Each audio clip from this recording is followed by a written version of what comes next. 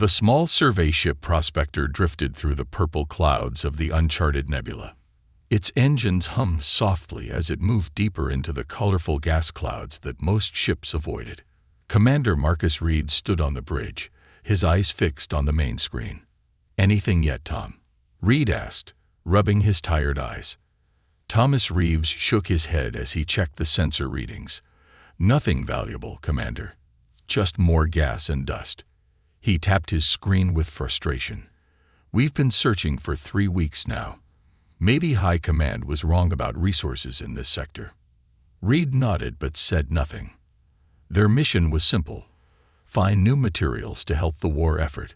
Humanity needed metals, fuel, and anything else they could use against the Vex Imperium. For 30 years, humans had been losing ground to these aliens. Each year, the Vex took another colony, another mining station, another piece of human space. "Wait," called Dr. Eliza Ward from her station. The engineer pointed at her screen. "I'm getting an odd reading about 20,000 kilometers to our port side." "More space junk?" Reed asked. They had found plenty of that already. "No." Ward adjusted her instruments.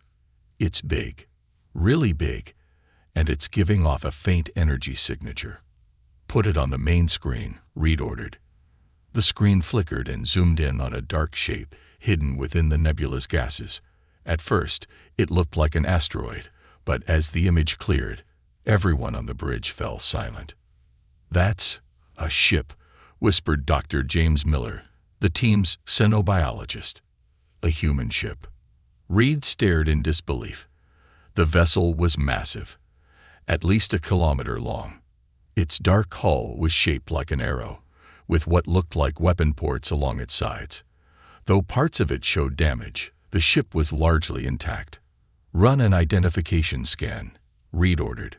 Reeves worked quickly, his fingers flying over his console. "Sir, this can't be right. According to the database, this ship matches the profile of the UES Thunderchild." "That's impossible," Ward said.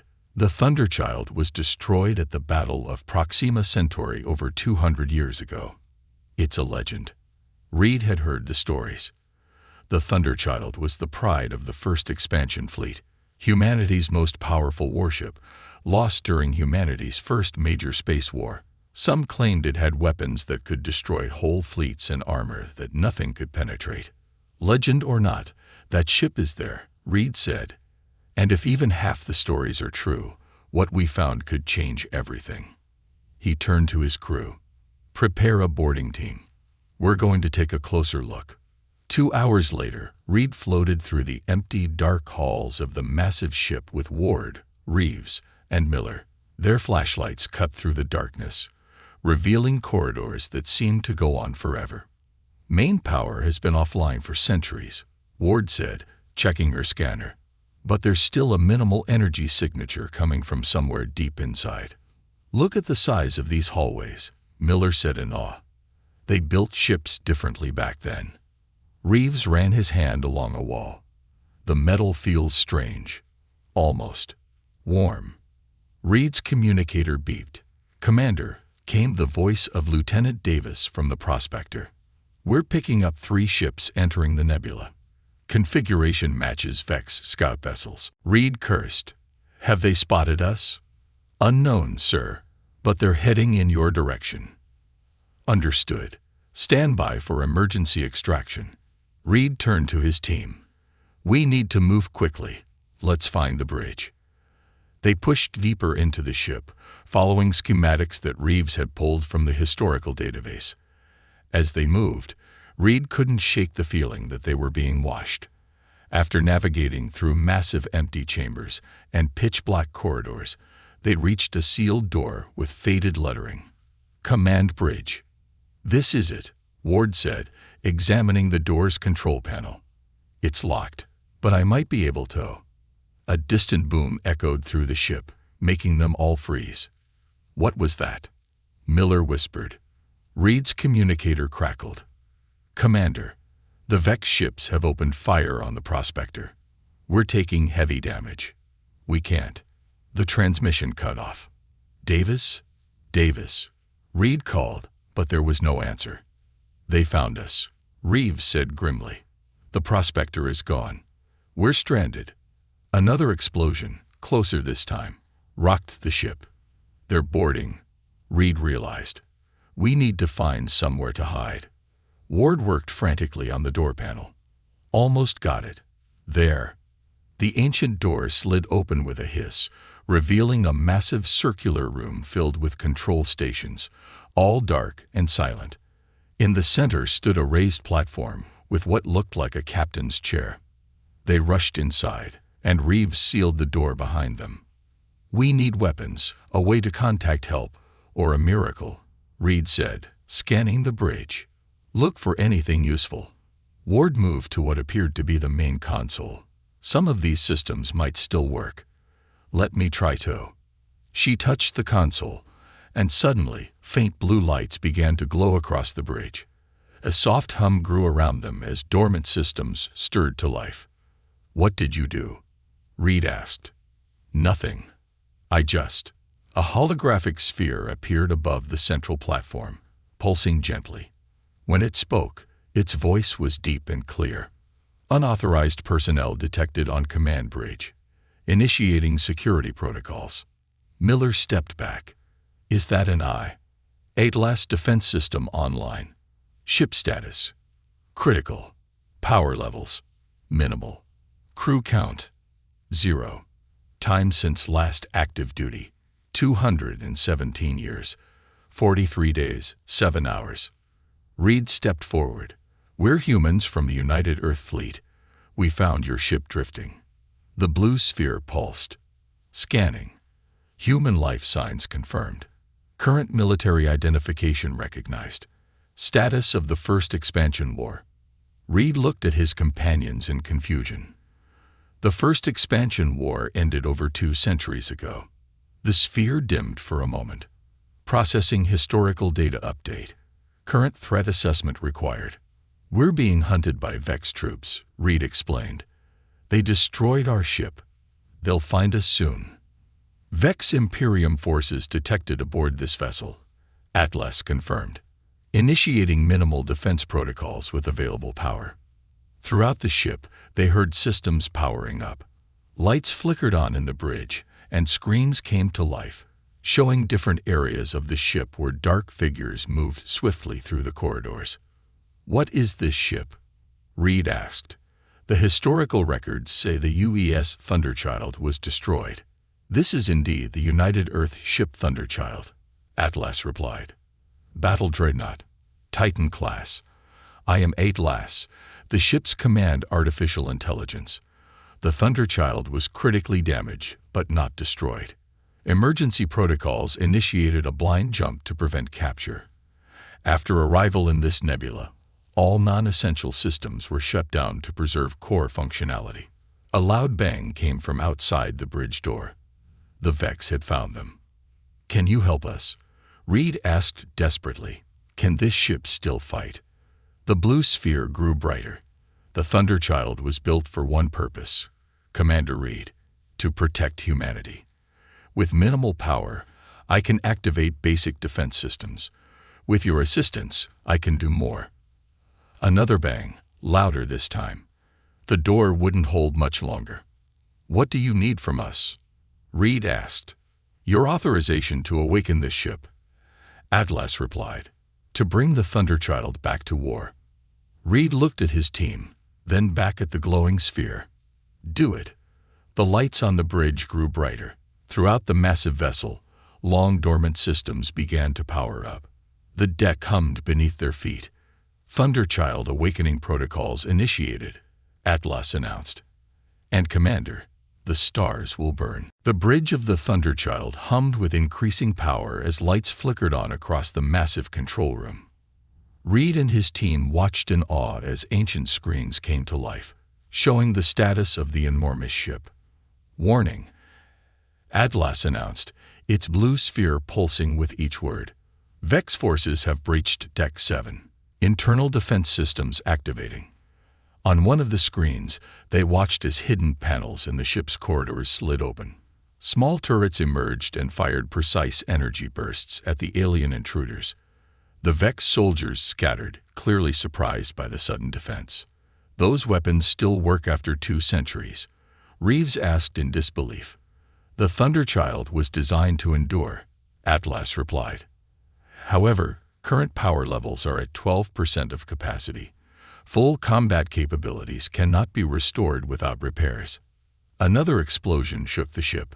Ward grabbed a console to steady herself. "They're using heavy weapons," she warned. "Even a ship this size can't take that kind of punishment forever." Reed studied the ship's layout on a nearby screen. "Atlas, is there a way to get this ship moving? Can we escape?" "Main engines are offline," the AI responded. "However, maneuvering thrusters have minimal functionality. With proper authorization, I can activate the emergency jump drive, but it requires significant power redirection." Reed nodded. "Do it. What do you need from us?" "Dr. Ward must go to the engine control room to manually override safety protocols," Atlas explained, highlighting a path on one of the screens. "Mr. Reeves will need to access the weapon control center to divert power from secondary weapon systems. Commander Reed and Dr. Miller should remain here to coordinate." "Split up?" Miller asked nervously. "With those things hunting us, I will provide guidance and protection where possible," Atlas assured them. "This is our only option for survival." Reed looked at his team. "We don't have a choice. Ward, Reeves, be careful." Dr. Ward moved cautiously through the massive ship, following Atlas's directions through her communicator. The corridors were better lit now, but still full of shadows. "Take the next left," Atlas instructed.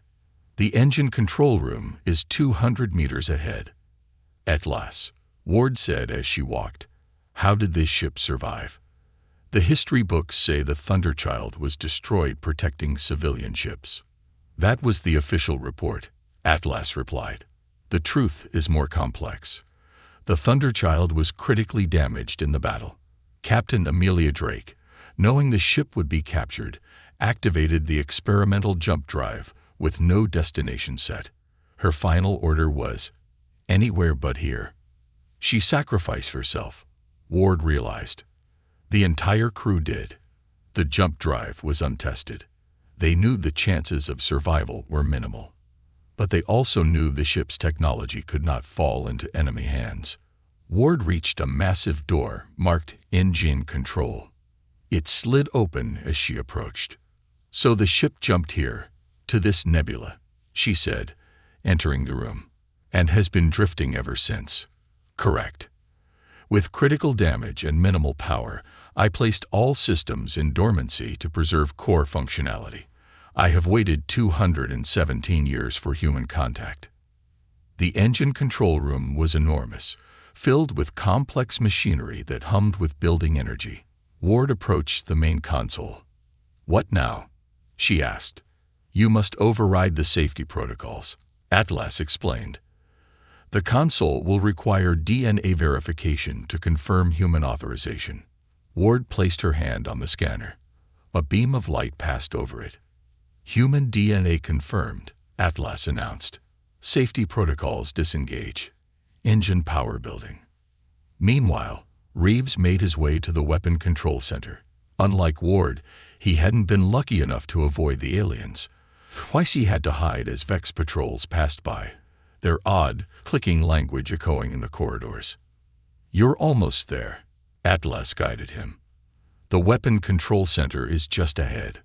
"There are too many of them," Reeves whispered. "How did they get a boarding party this large on the ship so quickly?" "Scans indicate they have brought a cruiser alongside the Thunderchild," Atlas replied.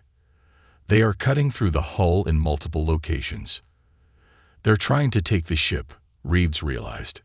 "They want its technology." "That cannot be allowed," Atlas stated firmly. "The weapons systems of the Thunderchild are beyond anything in the current human arsenal. If the Vex obtain them, humanity will face extinction." Reeves finally reached the weapon control center, a circular room with stations for what would have been dozens of weapons officers. Now it stood empty, with only the soft glow of reactivated screens. "What do I do?"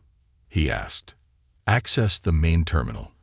I need you to manually reroute power from the secondary weapon arrays to the jump drive."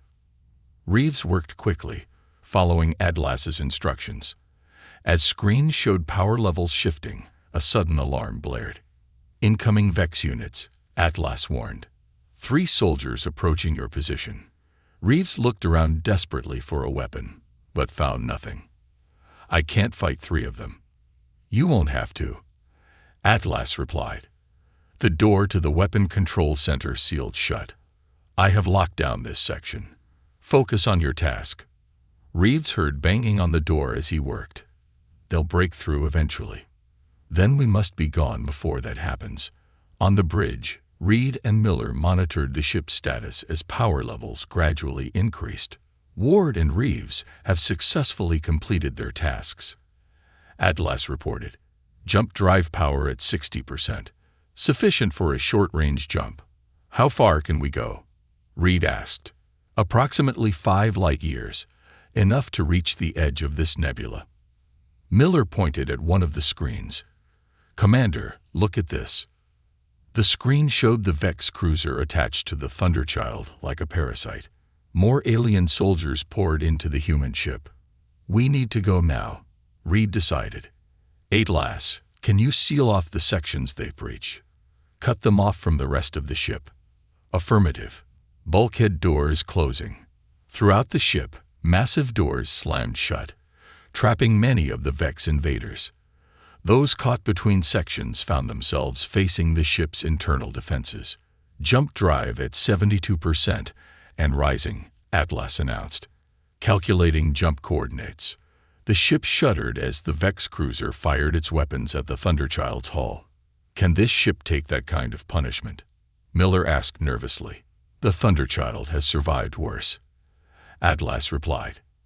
"However, our shields remain offline, initiating jump in 30 seconds. Reed watched as the countdown appeared on the main screen. "What about Ward and Reeves?" "They're still out there." "Internal transport system activated," Atlas said. In moments, the doors to the bridge slid open, and Ward and Reeves rushed in, looking relieved but exhausted. "That was close," Ward said, catching her breath. "The ship, it moved us here somehow." "Emergency transport tubes," Atlas explained, "for quick movement of officers during battle." The ship rocked violently as another blast hit the hull. "Hull breach on deck 12," Atlas reported. "Jump drive at 94%. 10 seconds to jump." Reed looked at his team. 4 humans on a ship designed for thousands, about to take a 2-century-old vessel on its first jump in over 200 years. "Everyone hold on to something," he ordered. The bridge filled with a blue glow as the jump drive engaged. Outside, space itself seemed to bend around the massive warship. "Jump drive engaged," Atlas announced. The Thunderchild rises again.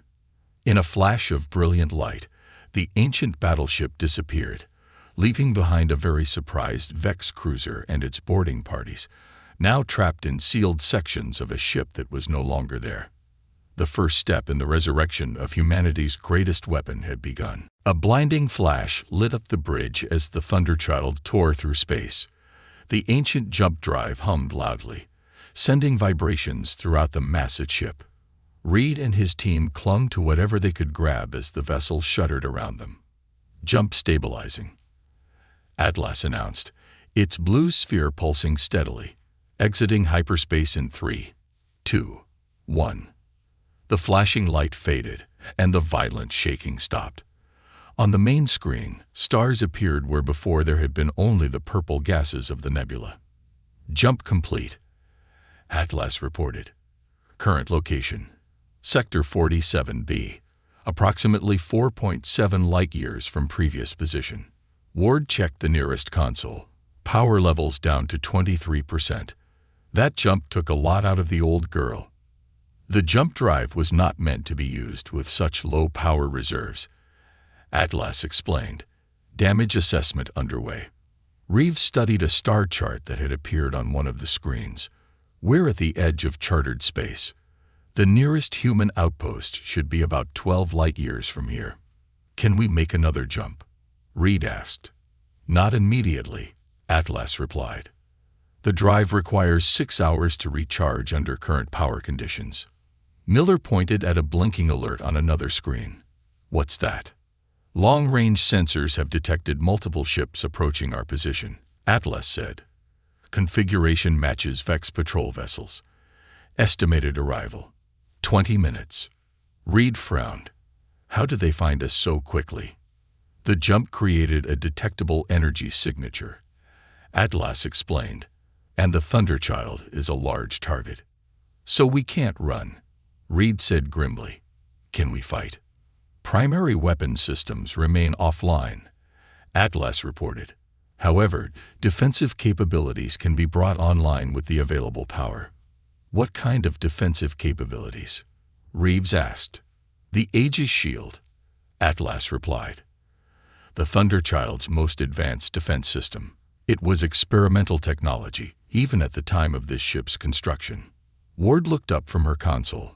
I've studied old war records. The Aegis Shield was theoretical, a defensive system that could absorb enemy fire and convert it to usable energy. It is more than theoretical, Dr. Ward, Atlas said. It was successfully installed on this vessel, though never used in full combat conditions before the Battle of Proxima Centauri.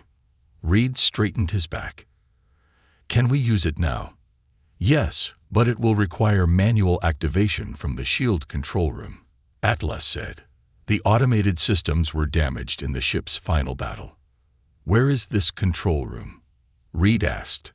Deck 17, Section C. Atlas replied, highlighting a location on the ship's schematic.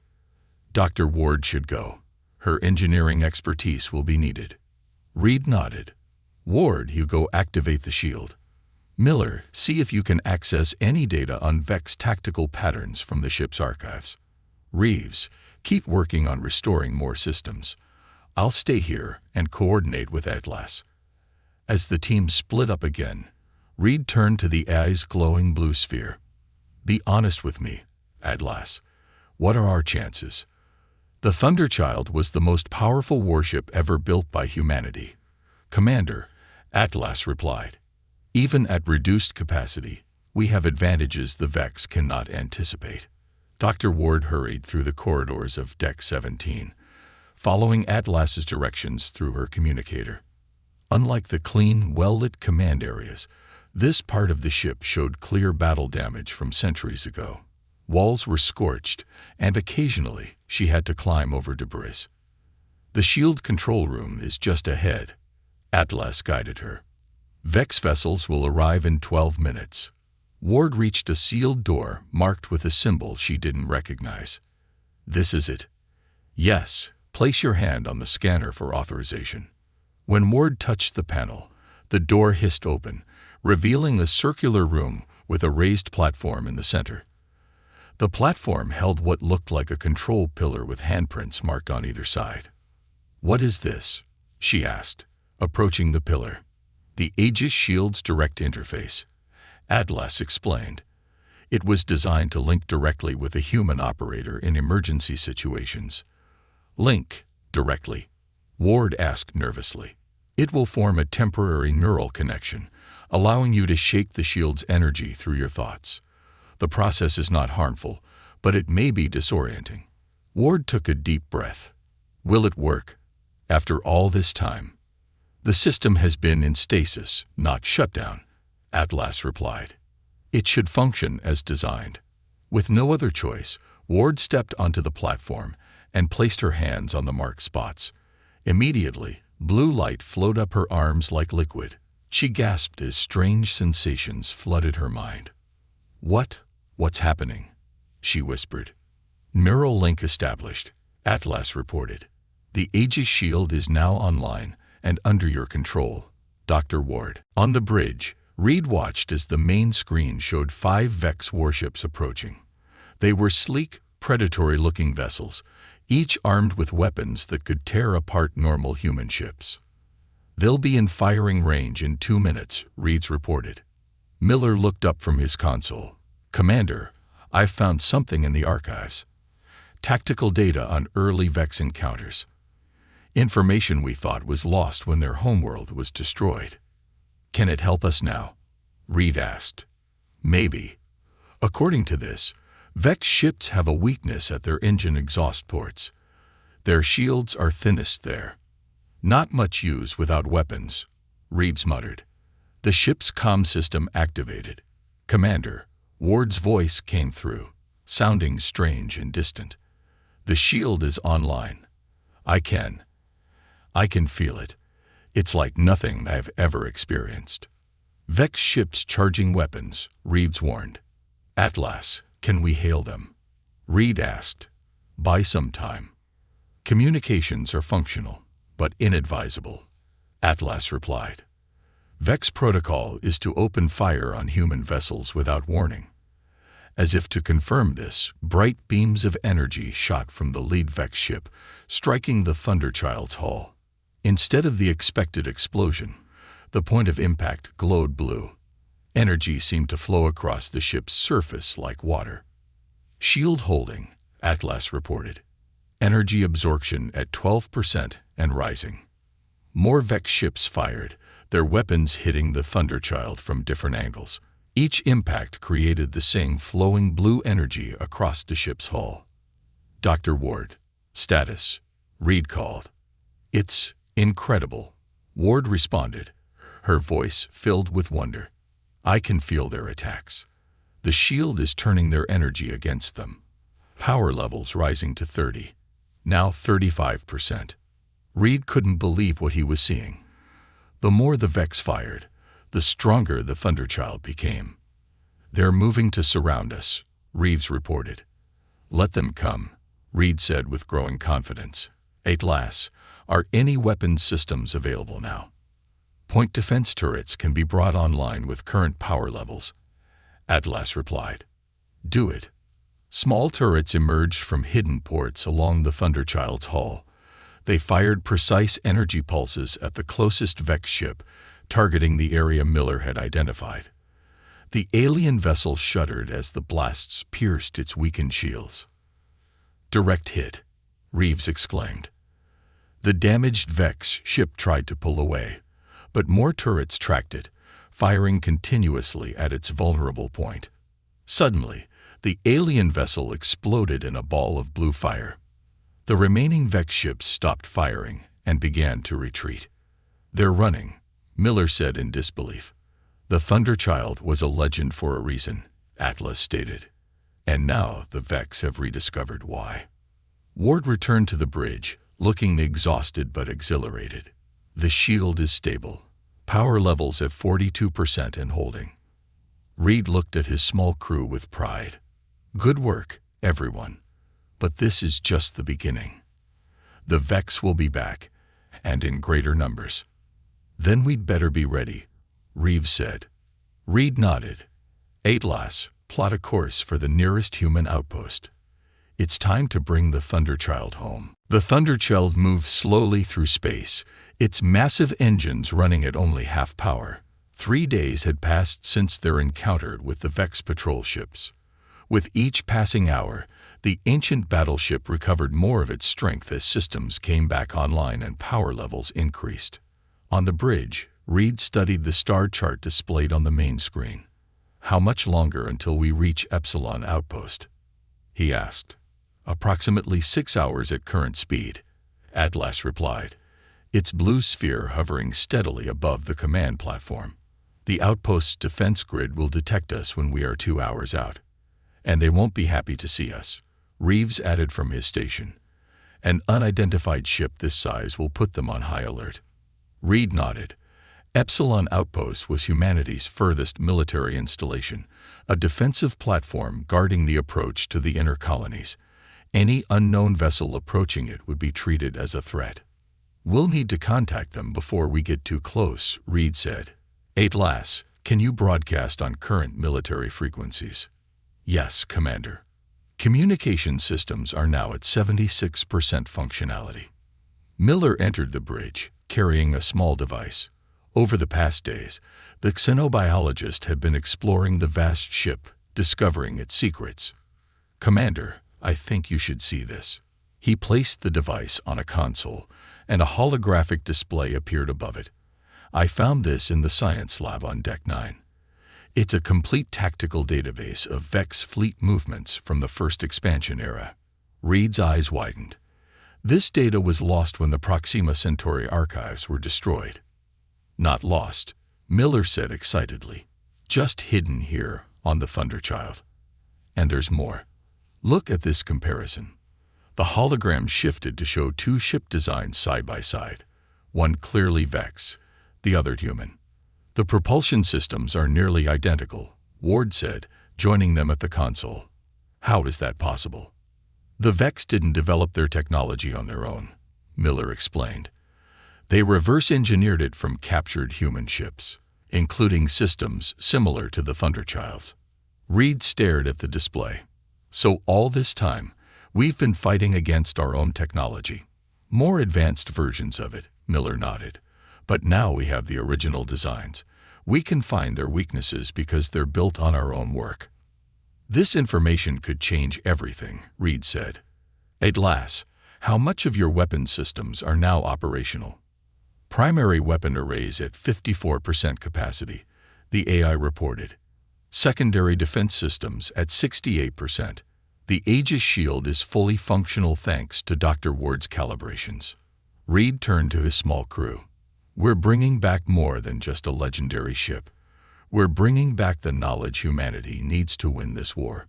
2 hours from Epsilon Outpost, the Thunderchild was spotted by long-range sensors. Immediately, alarms sounded throughout the human facility. Admiral Laura Bennett stood in the outpost's command center, watching as technicians tracked the approaching vessel. "What do you mean you can't identify it?" she demanded of her sensor officer. "Something that size should be in our database. It's not matching any known configuration." "Admiral," the officer replied nervously. It's huge, at least a kilometer long." "Vex?" Bennett asked. "No, ma'am. The design appears human, but older somehow." A communications officer called out. "Admiral, we're receiving a transmission from the vessel." "Put it through," Bennett ordered. The main screen flickered to life, showing Reed's face. "Epsilon Outpost. This is Commander Marcus Reed of the United Earth Fleet. Authorization code Sierra Tango 217. Bennett stepped forward. "Commander Reed, your survey ship was reported missing 3 weeks ago." "My original ship was destroyed, Admiral," Reed replied. "But we found something else." He stepped back, allowing the camera to show more of the Thunderchild's bridge. "We're aboard the UES Thunderchild." A stunned silence fell over the command center. "That's impossible," Bennett finally said. "The Thunderchild was lost 2 centuries ago." "Not lost, Admiral. Just waiting to be found. Request permission to dock for repairs and crew transfer." Bennett hesitated, then nodded to her officers. "Prepare a security team and clear docking bay 1. If this is some kind of trick." The Thunderchild dwarfed the outpost as it approached. Workers and soldiers gathered at viewports to watch the legendary ship's arrival. Many took pictures with their personal devices, and soon news of the vessel's return spread across human communications networks. When Reed and his team stepped off the ship, they were met by Admiral Bennett and 24 armed guards. "I apologize for the welcome," Bennett said, eyeing them cautiously. "But you understand our concern." "I do," Reed replied. "If you'd like to come aboard and see for yourself, Admiral, I think you'll find it answers most of your questions." Bennett followed Reed into the Thunderchild, her security team close behind. As they walked through the massive corridors, the Admiral's expression shifted from suspicion to awe. "This is really it," she whispered. "The Thunderchild. My grandfather used to tell me stories." When they reached the bridge, Atlas greeted them, its blue sphere materializing above the command platform. "Welcome aboard, Admiral Bennett. I am Atlas, the ship's artificial intelligence." Bennett approached the hologram cautiously. How has this ship survived all these years? As Atlas explained the Thunderchild's history, engineers from the outpost began examining the vessel's systems. Word of the ship's return traveled quickly, and within hours, the highest levels of Earth Command knew of the discovery. High Command is sending a battle group to escort you to Earth, Bennett told Reed later that day. They're calling this the most significant discovery in 50 years of war. Reed nodded. The ship is important, but what's inside it may be even more valuable. He showed her the tactical data Miller had found. The Thunderchild isn't just a weapon, it's the key to understanding Vex technology. This could change everything, Bennett said, examining the data. There's something else you should know, Reed added. Atlas will only accept commands from me and my team. It's part of the ship's security protocols. It won't recognize any authority but ours. Bennett frowned. That could be a problem. High Command will want control of the ship. They can try, Atlas's voice came from nearby. But the Thunderchild was designed with safeguards against forcible commandeering. Captain Drake's final orders were explicit. The ship chooses its crew. Bennett looked between Reed and the AI's hologram. This will cause complications. Perhaps, Reed agreed. But right now, we have a bigger problem. Long-range sensors detected a large Vex fleet massing near the New Terra colony. They're preparing for a major assault. New Terra has minimal defenses, Bennett said gravely. If it falls, the Vex will have a clear path to Earth. Reed looked around at the bridge of the mighty warship. Then perhaps it's time for the Thunderchild to return to battle. Your crew consists of 4 people, Bennett pointed out. You can't operate a ship this size in combat. We've managed so far, Reed replied. But you're right. We'll need help. He turned to the Admiral. Can you provide experienced officers? Bennett thought for a moment, then nodded.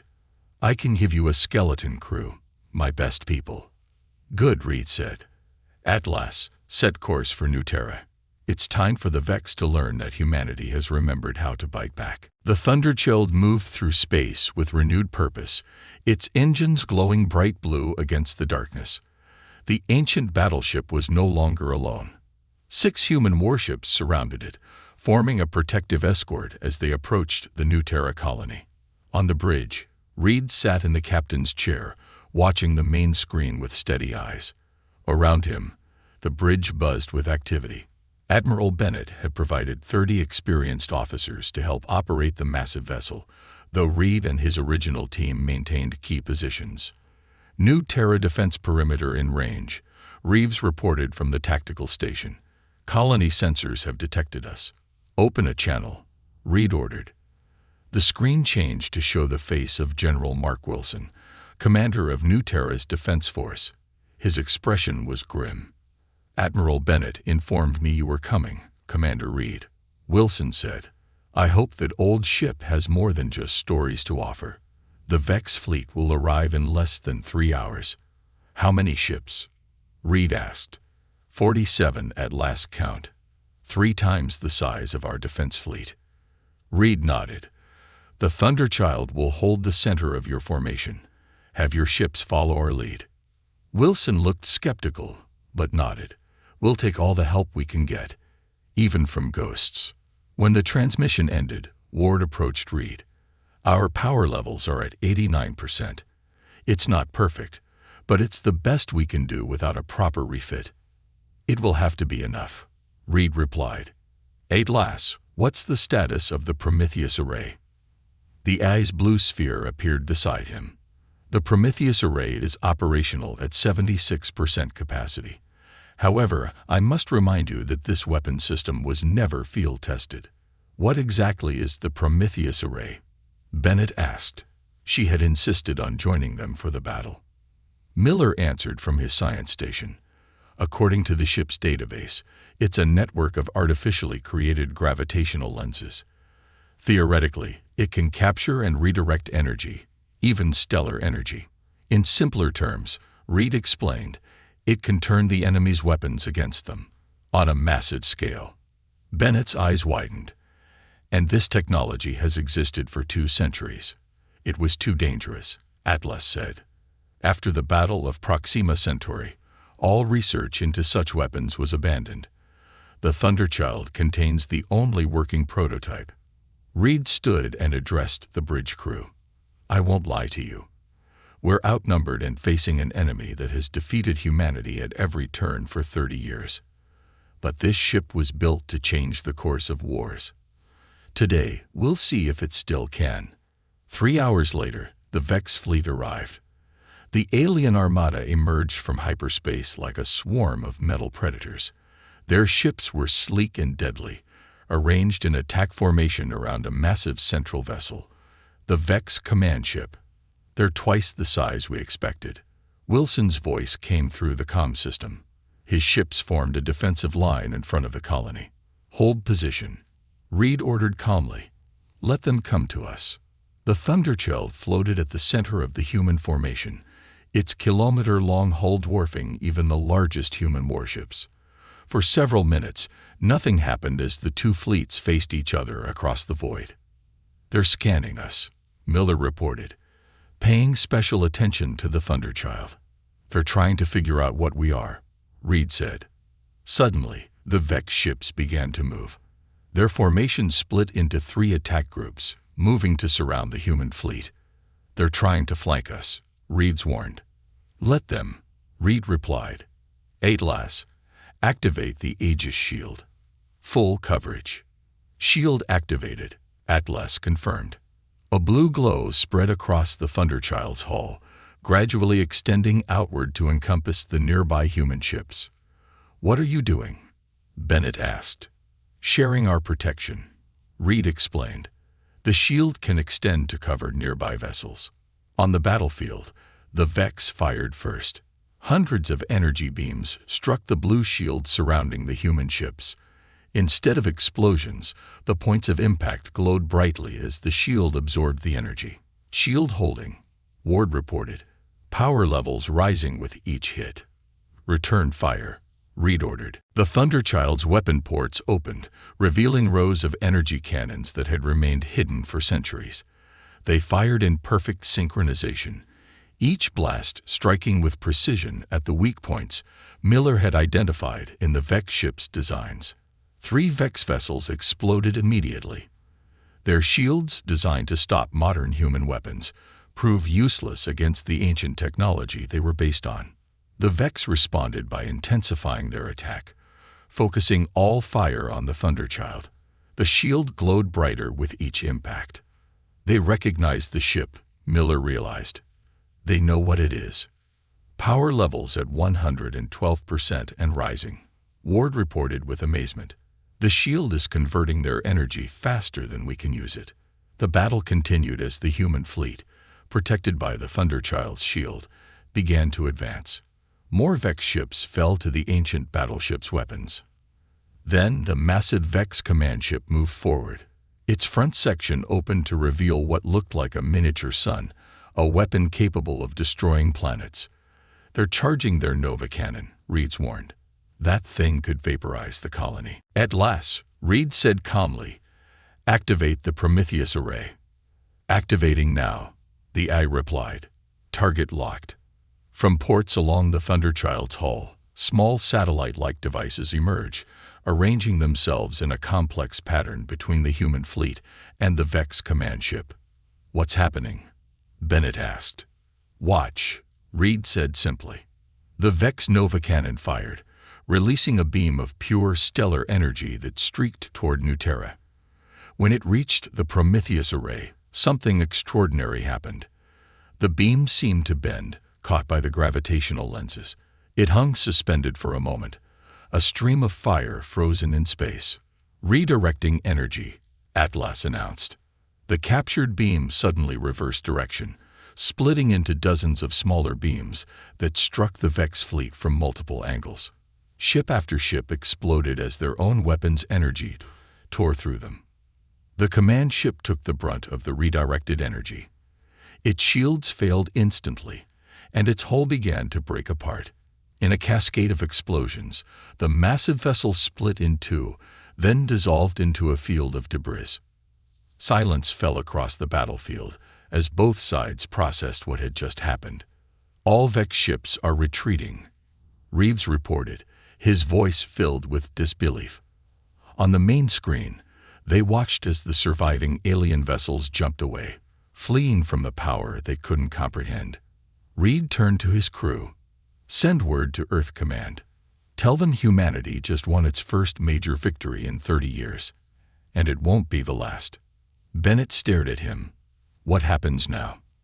Reed looked around at the bridge of the legendary warship that had changed the course of the war in a single battle. "Now, Admiral, we take the fight to them. The Thunderchild has returned, and the stars will burn until humanity is safe again."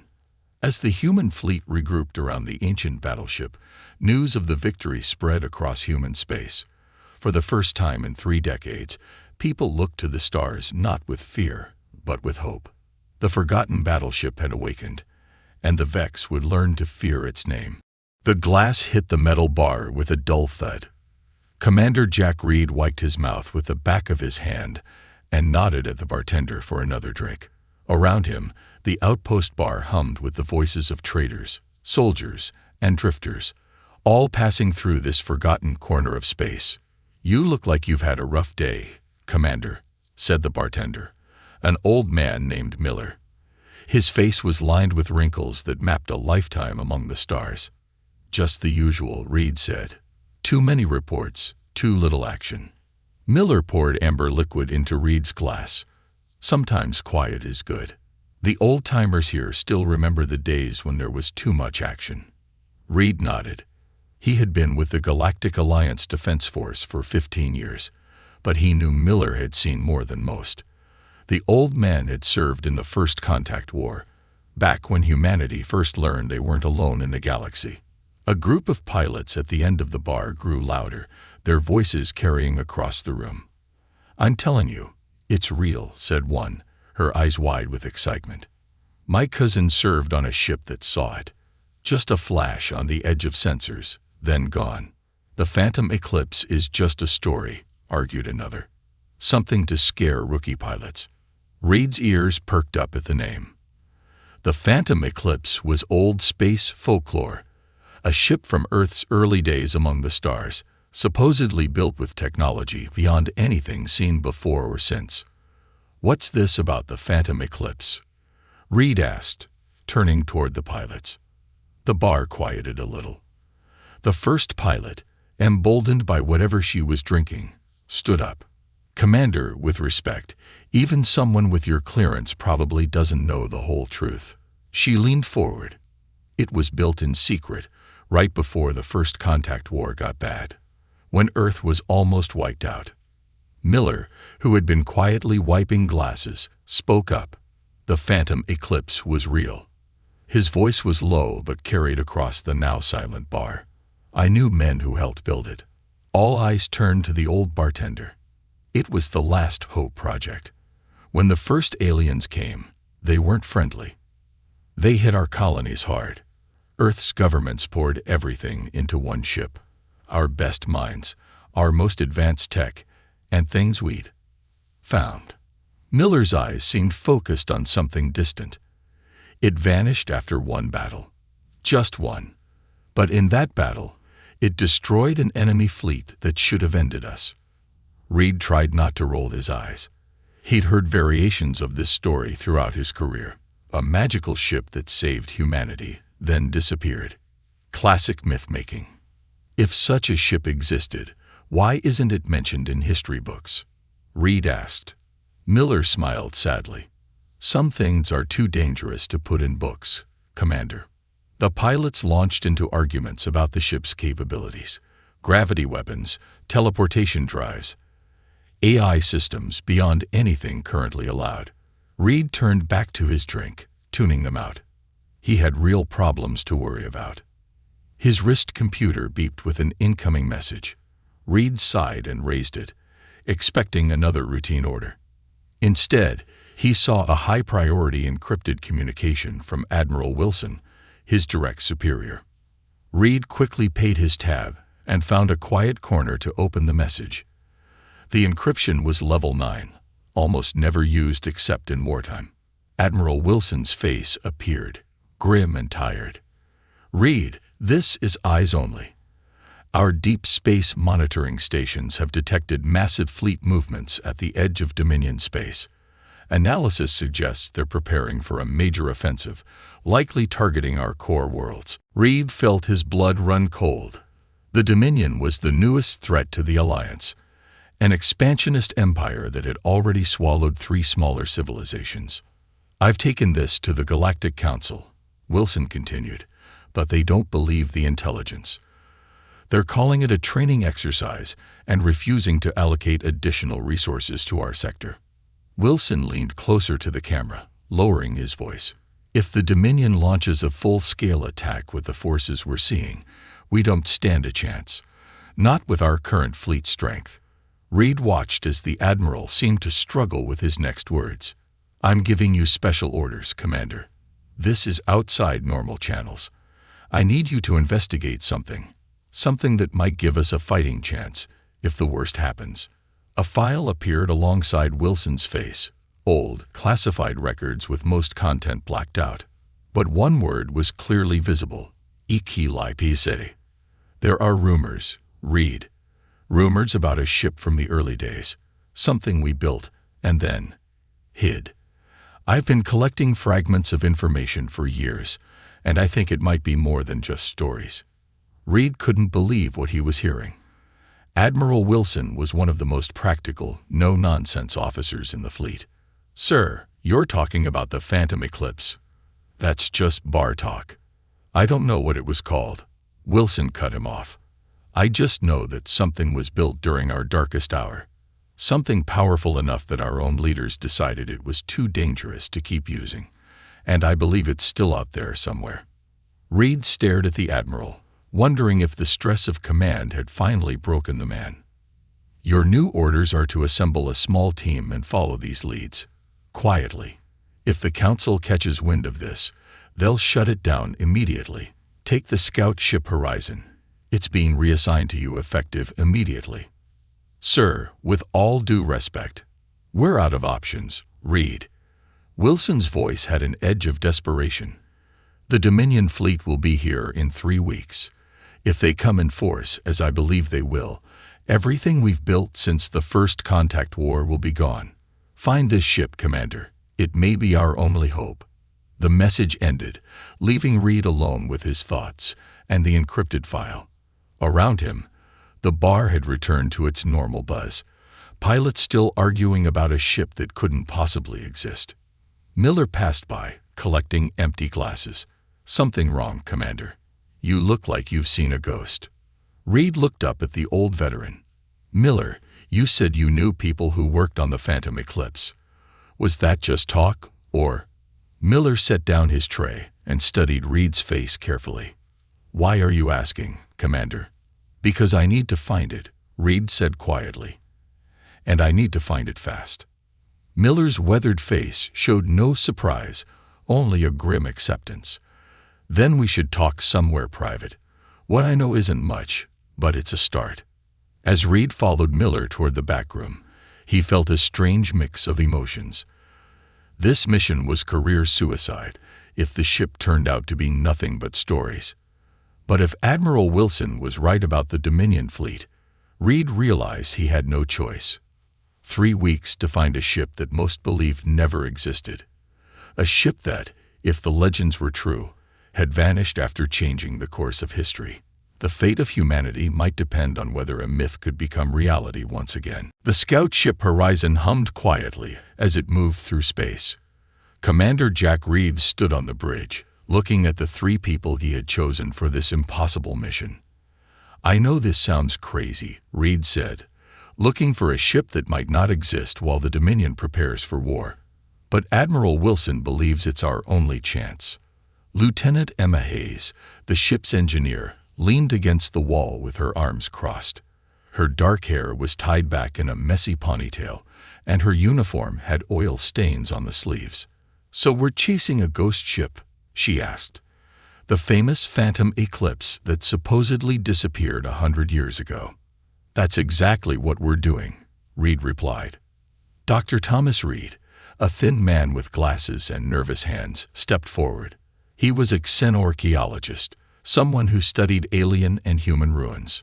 "Commander, I've spent my career studying lost technology.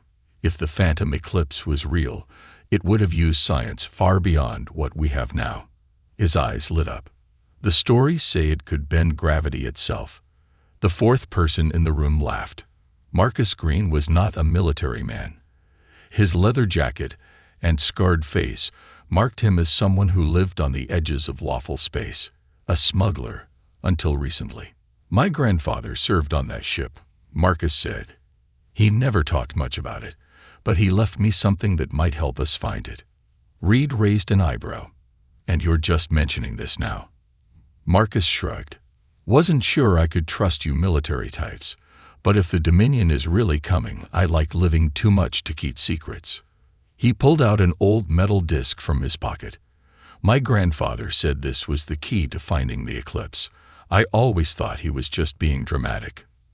Lieutenant Hayes took the disc and examined it. "This is old tech. Pre-war. I'll need time to figure out what's on it." Reed nodded. "Get to work. We have less than 3 weeks before the Dominion arrives." 4 days later, they had their first lead. Hayes had managed to extract coordinates from the disk, pointing to an abandoned space station near the border of what used to be contested space during the First Contact War. The Horizon approached the station carefully. The structure looked dead, with no lights or signs of power. "Scans show minimal life support still working in the central section," Hayes reported. "Something's been keeping basic systems online for a century." Reed led the team as they docked with the station. They wore suits with oxygen supplies, not trusting the station's air. Their boots made hollow sounds on the metal floors as they moved through dark corridors. "This place gives me the creeps," Marcus said over the comm system. "Like we're walking through a grave." Dr. Reed was scanning the walls with a device. This station was a research facility. Top secret, based on the few records I could find. They reached a sealed door with an old Alliance symbol. Hayes worked on the control panel while the others watched the dark hallway behind them. "Got it," she said as the door slid open with a groan of protesting metal. Inside was a room filled with ancient computer terminals. A faint blue light pulsed from one console, the only sign that power still flowed somewhere in the station. "This is it," Dr. Reed whispered. "This is where they designed parts of the eclipse." Hayes connected her equipment to the active terminal. "The security is incredible. Even after 100 years, the protection systems are fighting me." While she worked, Reed and Marcus searched the room. Reed found a locked cabinet and forced it open. Inside were paper files. Actual physical documents, something almost never used anymore. "They really didn't want this information on any network," Reed said as he flipped through the pages. "Project Eclipse, weapon tests, crew manifests. Look at this," Marcus called from across the room. He had found a large star map on the wall, with a section circled in red ink. "That's the Veiled Nebula. Nothing's there but gas and rocks." Dr. Reed joined him. "Perfect place to hide a ship that doesn't officially exist." A sudden alarm blared through the station. Hayes looked up from the terminal, her face pale. "We've got company. Dominion scout ships, 3 of them, just entered the system." Reed grabbed the files. "How did they find us?" "They must have been tracking us," Marcus said, "or they're following the same leads we are." "Download whatever you can," Reed ordered Hayes. "We leave in 2 minutes." As they rushed back to their ship, Reed asked the question on everyone's mind. "If the Dominion is also looking for the eclipse, what does that mean?" "It means," Reed said grimly, "that the ship is real. And they don't want us to find it first." The Horizon barely escaped the Dominion scouts. After a tense chase through an asteroid field, they lost their pursuers but took damage to their engines. In the ship's small common area, the team spread out the documents and data they had recovered. "Based on what we found, the eclipse was built using both human technology and something else," Dr. Reed explained. They reverse-engineered alien tech from early battles. That would explain why it was so powerful, said Hayes, but also why they might have hidden it after the war. Mixing technologies like that can be unpredictable. Marcus pointed to the star map they had taken from the station. My grandfather once told me the ship was hidden where light folds. I thought it was nonsense, but look at the name of this section of the Veiled Nebula. The area was labeled Light Fold Anomaly. That's our next stop, Reed decided. Hayes, how are the repairs coming? We'll be ready to jump in 6 hours, she replied. But Commander, there's something else you should know. She pulled up a scan on her tablet. The Dominion fleet has increased in size. They're not hiding their movements anymore. And they're heading straight for Alliance space. Reed felt a chill. Admiral Wilson had been right. This wasn't just a training exercise or a show of force. The Dominion was coming for war. The countdown has started, he told his team. We have 2 weeks, maybe less, to find the eclipse. If it exists, if it's as powerful as the stories say, we might have a chance. Marcus looked skeptical. And if it doesn't exist, or if it's just an old wreck? Reed had no answer for that. Instead, he said, get some rest. When we reach the Veiled Nebula, we'll need to be at our best. As the others left, Reed stayed behind, studying the files. One document showed a blurry image of a ship unlike any he had seen before, sleek and dark, with strange patterns along its hull that seemed to bend the light around it. For the first time since accepting this mission, Reed felt a spark of hope. The phantom eclipse was real. Now they just had to find it before the Dominion found them. The Veiled Nebula lived up to its name. Swirls of purple and blue gas wrapped around the horizon like cosmic fog. Visibility was poor, and the ship's sensors struggled to cut through the dense clouds. This is the perfect hiding spot, Lieutenant Hayes said as she adjusted the sensors. Our equipment can barely see 50 kilometers ahead. Commander Reed nodded. Marcus, what exactly did your grandfather tell you about this place? Marcus stood by the view screen, his eyes fixed on the nebula. Not much, just that the eclipse was hidden, where light bends twice. Whatever that means. Dr. Reed, who had been quiet for some time, suddenly pointed at the screen. There. Did you see that? The others looked but saw nothing unusual in the gas clouds. A flash of light, Reed insisted, just for a second, like something reflecting. Reed ordered the ship to slow down. Hayes, full sensor sweep. Reed, keep your eyes open. They moved deeper into the nebula, tension growing with each passing minute. The Dominion fleet was now just 10 days away from Alliance space. Time was running out. Wait, Hayes called out suddenly. I'm picking up a massive asteroid field ahead. But there's something strange about it. She frowned at her readings. The asteroids are organized. As the horizon approached, they saw it. Hundreds of enormous asteroids arranged in a pattern that couldn't be natural. They formed a rough sphere, like a protective shell. Someone placed these here, Dr. Reed said with wonder in his voice, to hide something in the center. Marcus pointed to a gap between 2 of the larger asteroids.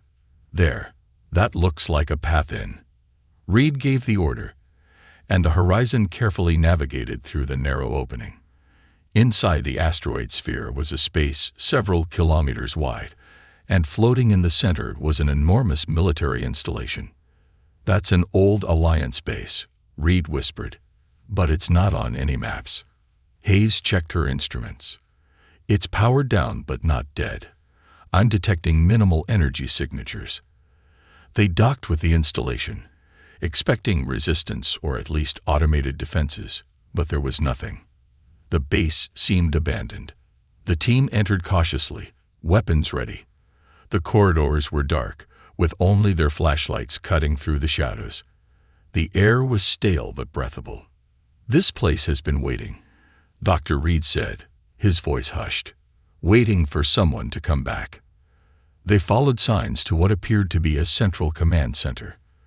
The doors were sealed shut, but Hayes managed to get them open after several minutes of work. As the doors slid apart, Lights automatically came on inside the room, revealing a massive window that looked out onto an internal docking bay.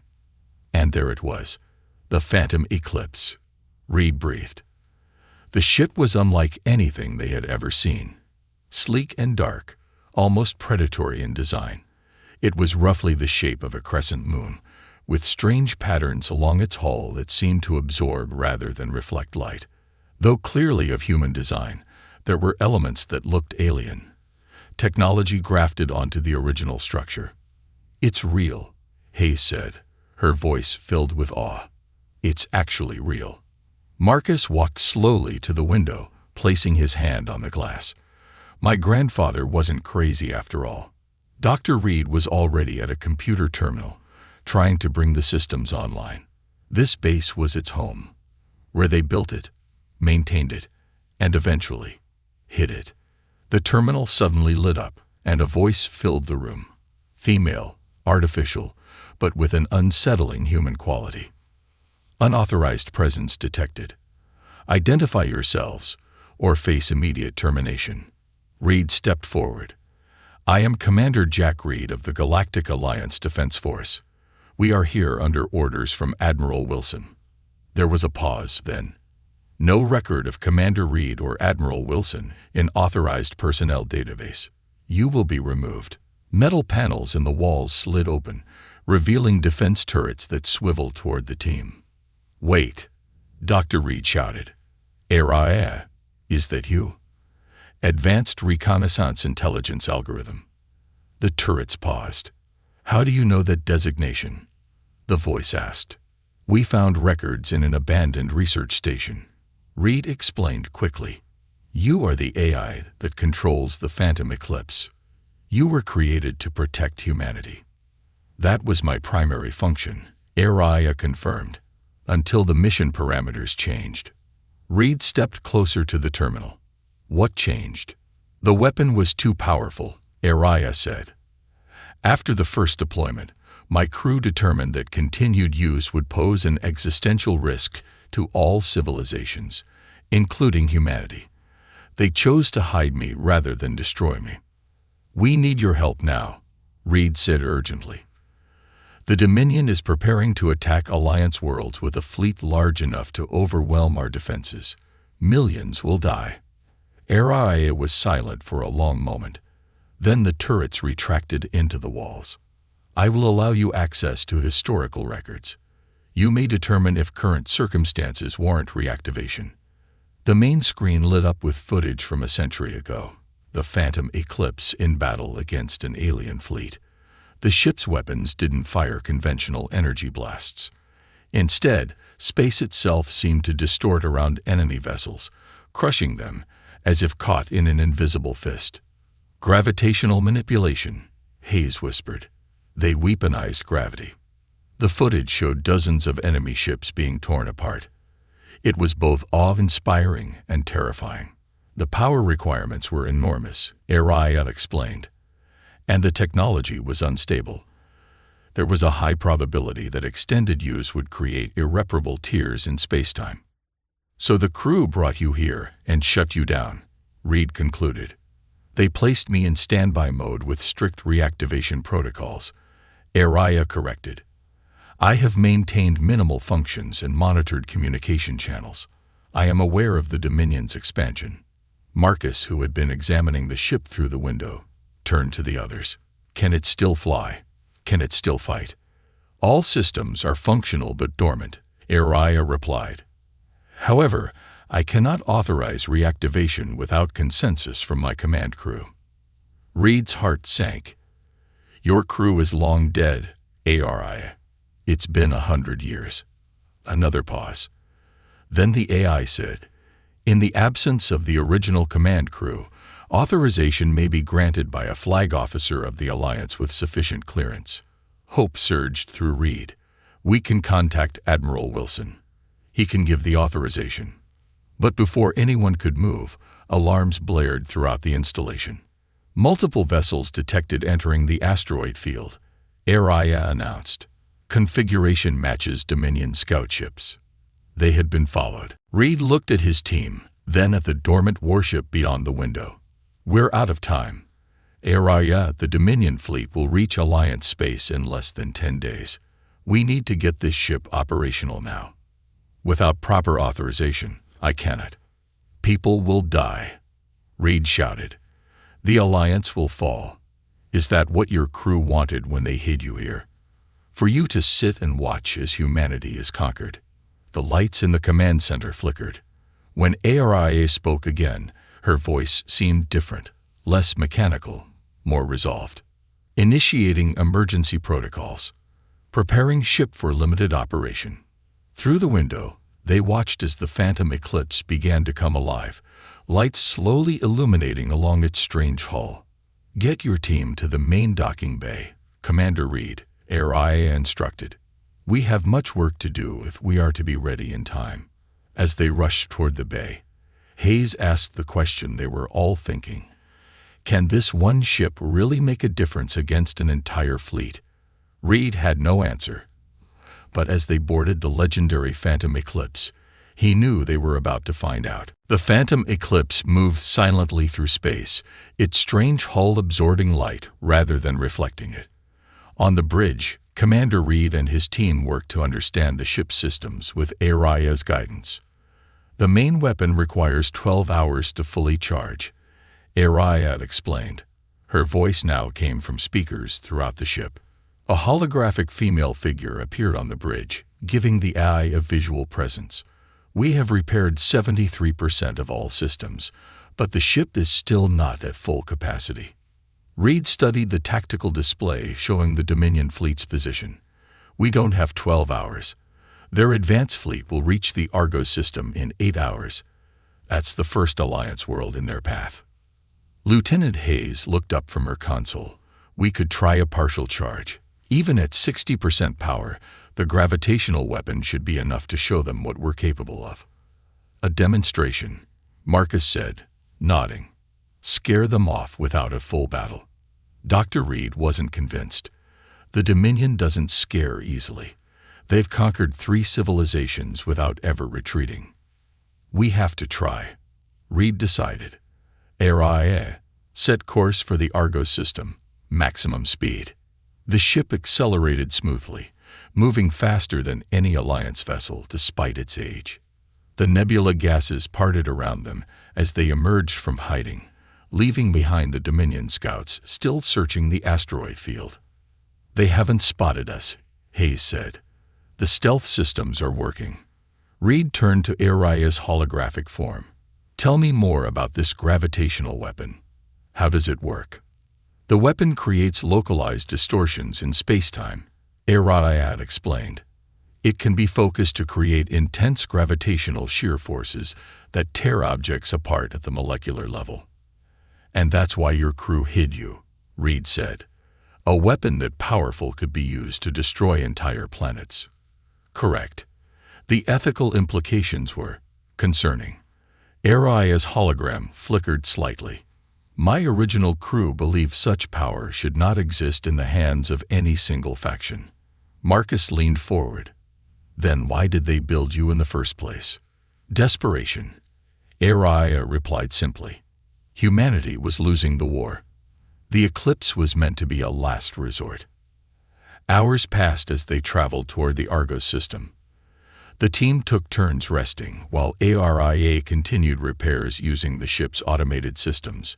When they finally arrived, they positioned themselves behind Argos's largest moon, hidden from immediate detection. On the main view screen, they could see the first wave of the Dominion fleet, 30 warships arranged in attack formation, approaching the planet. Argos has minimal defenses, Reed said grimly. They won't last an hour against that force. And this is just their advance fleet, Hayes added. Intelligence says the main force is 20 times this size. Reed made his decision. Araya, power up the gravitational weapon. Target the smallest moon in the system. The smallest moon? Dr. Reed asked, confused. We need to show them what we're capable of without killing thousands, Reed explained. Let's see if they're smart enough to back down. Araya's hologram nodded. Weapon charging. Current capacity at 58%. Target locked. "The Dominion fleet has detected us," Hayes reported. "They're changing course. 5 ships are breaking off to intercept." "Let them come," Reed said. "Don't fire until they see what we're about to do." The 5 Dominion warships approached quickly, their weapons already charging. They were sleek, predatory vessels with forward-swept wings and multiple weapon ports. "They're within weapon range," Marcus warned. "They're preparing to fire." Reed held up his hand. "Wait for it. Area. Now." A beam of distorted space shot out from the phantom eclipse, completely invisible except for the way it bent light around it. It struck the small moon, which was about 3 kilometers in diameter. For a moment, nothing seemed to happen. Then the moon began to compress, as if being squeezed by a giant hand. Cracks appeared across its surface, spreading rapidly. Within seconds, the entire moon collapsed inward, crushing itself into a dense ball before breaking apart into a cloud of debris. "Weapon discharge complete," Araya announced. "Recharge cycle initiated." On the view screen, the approaching Dominion ships had stopped. They hovered in space, seemingly unsure how to respond to what they had just witnessed. "They're scanning us," Hayes reported, "trying to figure out what we are." A communication request flashed on the main screen. Reed nodded to Araya, who opened the channel. A Dominion commander appeared on screen. His blue-gray skin and sharp features marked him as one of their military elite. "Unknown vessel," he said in accented but clear standard. "You have entered Dominion operational space. Identify yourself immediately." Reed stepped forward. "This is Commander Jack Reed of the Alliance Defense Force. I suggest you withdraw your forces from this system." The Dominion commander's eyes narrowed. "One ship, no matter how unusual, cannot stand against the might of the Dominion. You have seen only a fraction of our fleet, and you have seen only a fraction of what this ship can do." Reed countered. "The Phantom Eclipse was built to end wars, not start them. Leave Alliance space now, or face the consequences." The commander's expression changed at the mention of the ship's name. "The Eclipse is a myth. A story to frighten children. The moon we just destroyed wasn't a myth," Marcus called out from behind Reed. "And neither is what will happen to your fleet if you continue this invasion." The communication cut off abruptly. "They're not backing down," Hayes said, watching her console. "All 5 ships are powering weapons, and the main fleet is increasing speed toward Argos." Reed had hoped they would be reasonable, but he wasn't surprised. "Araya, how long until the weapon can fire again?" "Minimum effective charge will be available in 23 minutes, she replied. "We don't have 23 minutes, Reed said as the enemy ships began to move again. "Evasive maneuvers. Hayes, what conventional weapons do we have?" "Standard energy cannons and missile systems," she replied. "Powerful for their time, but nothing special compared to modern ships. Use them.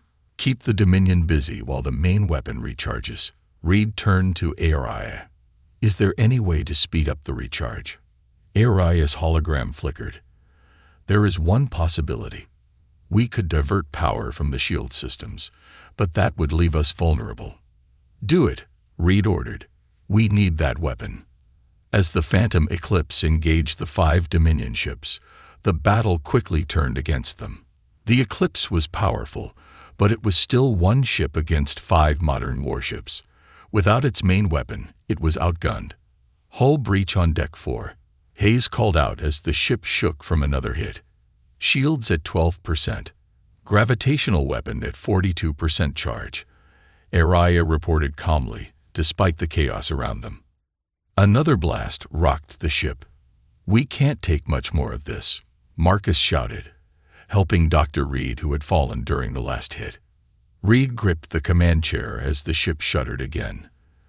The situation was desperate, but he had one more card to play. "Araya, initiate Protocol Omega," he ordered. "Make them think we're about to self-destruct." Araya nodded, beginning energy surge simulation, venting plasma. Outside, the eclipse began to glow with increasing intensity, energy patterns racing across its hull in chaotic patterns. It looked exactly like a ship about to suffer a catastrophic reactor failure. "The Dominion ships are backing off," Hayes reported, surprised. "They're creating distance. They think we're going to explode," Reed said with a grim smile. "Let's use this time. Araya, reroute all available power to the main weapon. How fast can we get it to 70%? With current power allocation, we can reach 70% in 7 minutes, Araya replied. Reed nodded. "Do it, and prepare for our next move." As the Dominion ships maintained their distance, watching what they believed was a dying vessel, the Phantom Eclipse was secretly preparing its most dangerous attack yet. "They're taking the bait," Lieutenant Hayes said, watching the Dominion ships maintain their distance from the Phantom Eclipse. "They really think we're about to explode." Commander Reed nodded, his eyes fixed on the tactical display.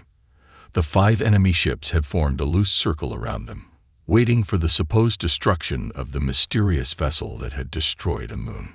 "Gravitational weapon now at 68% charge," Araya announced. 69%, 70%. "That's enough," Reed decided. "Stop the self-destruct simulation and power up engines. Set course directly for the main Dominion fleet." Dr. Reed looked alarmed. "You want to head straight toward them. There are 25 more warships out there." "They don't know what we're capable of," Reed explained. "And we need to position ourselves where we can do the most damage with one shot." The false energy patterns on the Eclipse's hull faded, and the ship surged forward suddenly, catching the surrounding Dominion vessels by surprise. Before they could react, the Eclipse was past them, racing toward the main fleet approaching Argos. "The Dominion commander is hailing us again," Marcus reported. The blue-gray face of the Dominion commander appeared on screen, his expression a mixture of surprise and anger. "Your deception will not save you," he said coldly. "Commander Krell of the Dominion First Strike Fleet does not fall for such basic tricks twice." Reed stepped forward. "This is your final warning, Commander Krell. Withdraw your forces from Alliance space, or face destruction." Krell smiled, showing pointed teeth. "Your ship is damaged. Your shields are weak, and you face 30 warships. There will be nothing left of you but scattered atoms." "You're making a mistake," Reed said quietly. "The only mistake was yours, human, thinking one ship could change the course of this war." Krell cut the transmission. "Main fleet is forming attack pattern," Hayes reported. "They're concentrating their firepower. All ships targeting us." Reed took a deep breath. "Araya, begin gravitational weapon targeting sequence. Focus on the largest concentration of enemy ships." "Targeting sequence initiated," Araya confirmed. "Optimal firing position will be reached in 47 seconds." The ship shook as the first volley from the Dominion fleet struck their weakened shields. "Shields failing," Hayes called out. "Direct hits on our port side." Another barrage hit them, harder than the first. A console exploded, throwing Marcus to the floor. Dr. Reed rushed to help him up. 30 seconds to optimal position," Araya reported calmly despite the chaos. Reed held tight to his command chair as the ship rocked with each new impact. "Divert all remaining power to the weapon. Everything we've got." "Warning," Araya's voice took on a more urgent tone. "Diverting life support power will create dangerous conditions for the crew." "Do it," Reed ordered. "We won't survive another minute under this bombardment anyway." The lights dimmed on the bridge as power flowed to the main weapon. The air grew noticeably colder. 20 seconds to optimal position, Araya counted down. Gravitational weapon charge now at 89% and rising. On the view screen, they could see the Dominion fleet spread out before them, dozens of warships firing continuously at the Eclipse. Their sleek, predatory shapes filled the screen, weapons flashing. 10 seconds, Araya announced. Hayes looked at her readings. "Commander, we've got a problem. Commander Krell's flagship is pulling back. He's guessed what we're doing." "Is he still in range?" Reed asked urgently. "Yes, but barely. If he continues his retreat." "Fire as soon as we're in position," Reed cut her off. "Don't wait for my order." 5 seconds. 4, 3, 2, 1. Optimal position achieved. The phantom eclipse shuddered as the gravitational weapon discharged. Unlike before, there was no visible beam. Space itself seemed to ripple between the eclipse and the heart of the Dominion fleet. For a moment, nothing happened. Then, at the center of the enemy formation, space began to distort. The distortion spread outward, catching ship after ship in its effect. The closest Dominion vessels were the first to show signs of the weapon's power. Their hulls began to compress, metal groaning as invisible forces crushed them from all sides. One by one, they imploded, collapsing into dense balls of twisted metal before breaking apart entirely. The effect spread through the fleet like a wave. Ships further out tried to escape, engines flaring as they attempted to outrun the gravitational distortion. Some made it. Many didn't. Gravitational cascade initiated. HFY reported. Effect exceeding predicted parameters. On the bridge, the crew watched in stunned silence as the Dominion fleet tore itself apart. Ship after ship crumpled like paper toys in a giant's fist. "The flagship," Hayes said suddenly. "Krell's ship is at the edge of the effect. It's damaged but still intact." Reed could see the Dominion flagship struggling to escape the gravitational field, its engines glowing white-hot with effort. "HFY, can we target the flagship specifically?" Reed asked. "Negative. The weapon has discharged completely. Power systems are critically damaged.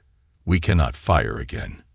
As they watched, Krell's damaged flagship finally broke free of the gravitational effect and limped away, along with a handful of other survivors. "They're retreating," Marcus said, disbelief in his voice. "They're actually retreating." Dr. Reed was checking the sensors. "I count 23 Dominion ships destroyed. Only 7 escaped, including the flagship." The bridge fell silent as they processed what they had just accomplished. Then warning alarms began to sound throughout the ship. "Critical system failure," HFY announced. "The gravitational weapon has created feedback in our power core. Containment failing." "Can we fix it?" Reed asked, already knowing the answer. "Negative. The damage is beyond repair capabilities. Catastrophic core breach in 12 minutes. Hayes looked up from her console, face grim. "She's right. The power core is going to explode. Nothing can stop it now." Reed made the only decision he could. All crew to escape pods. Prepare to abandon ship. As they rushed to evacuate, HFY's hologram followed Reed. "Commander, there is something you should know." "What is it?" HFY. "The original crew did not hide me just because of the weapon's power.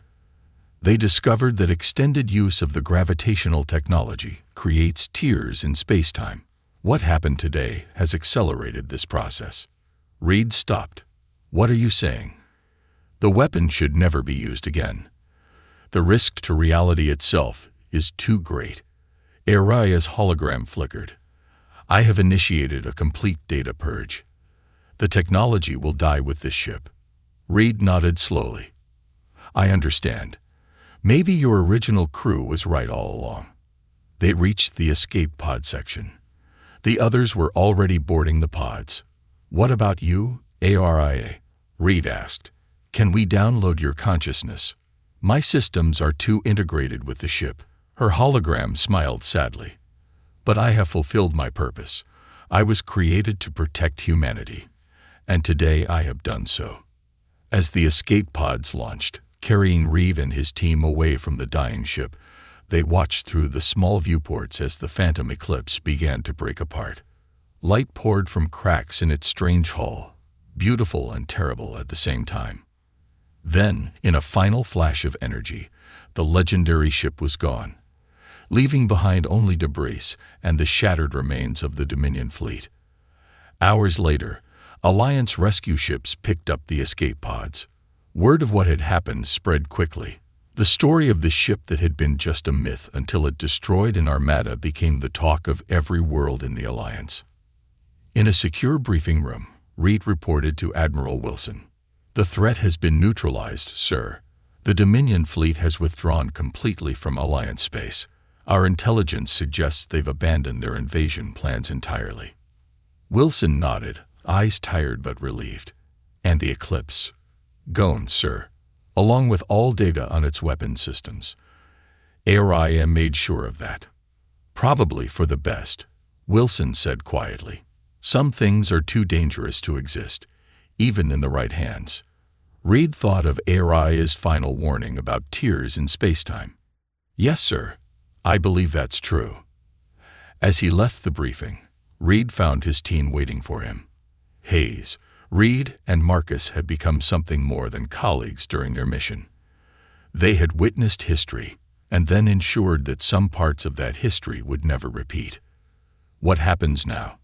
Marcus asked. Reed looked at each of them. "We go back to our lives.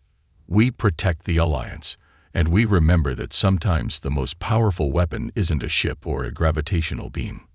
"What is it then?" Dr. Reed asked. Reed smiled. "Knowing when not to use the power you have." As they walked away together, Reed knew that the Phantom Eclipse would live on, not as a weapon, but as a legend. A reminder that even in humanity's darkest hour, there would always be those willing to do whatever it took to protect the future, even if it meant sacrificing the past.